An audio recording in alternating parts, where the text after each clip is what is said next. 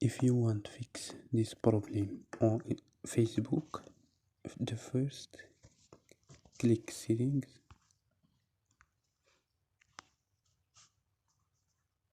and click apps and notifications. Click apps,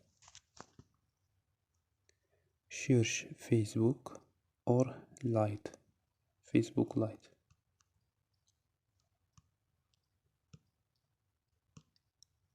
And click storage. Don't forget the Facebook code and click manage space.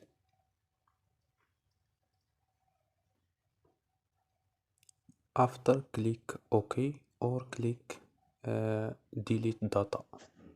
So don't forget like and subscribe. Bye.